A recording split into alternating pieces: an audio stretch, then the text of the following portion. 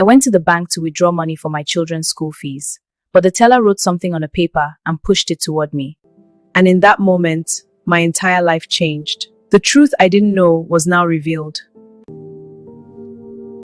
My name is Grace. I was 34 years old when my husband died. We had 3 children.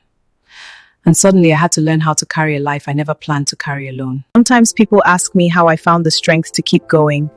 And I remember the day everything changed. 3 weeks after my husband died, the house became very quiet.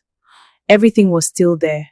His shoes, his chair, but the man who filled the house with life was gone. That morning, my children were getting ready for school. Then my daughter stopped and said something that tightened my chest. Mommy, my teacher said we must bring school fees this week. Okay, my dear, don't worry. I went to the bank believing everything would be simple. Just withdraw the money and go back home. My husband always handled the bank matters. That day was my first time doing it alone. The teller typed on her computer, then suddenly stopped.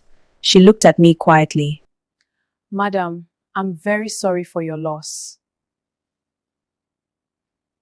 Then she said the words that changed everything.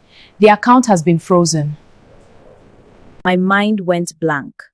The safety I thought we had might not have existed. But there is money inside the account, right? Madam, the balance is very small.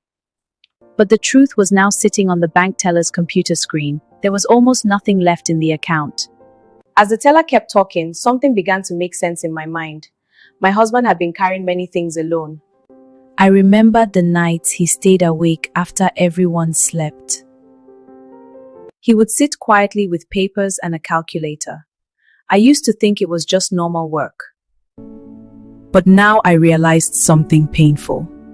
My husband had been trying to keep everything together. He never complained. He never wanted me to worry. I walked outside the bank and sat down. People were busy with their lives, but my mind was somewhere else.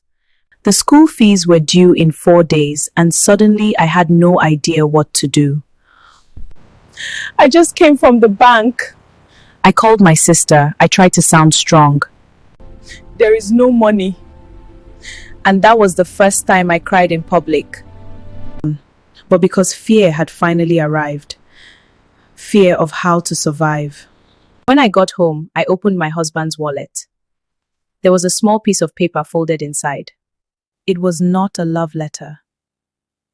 It was a list of bills. School fees, rent, electricity, and beside each one, he had written the amount he still needed.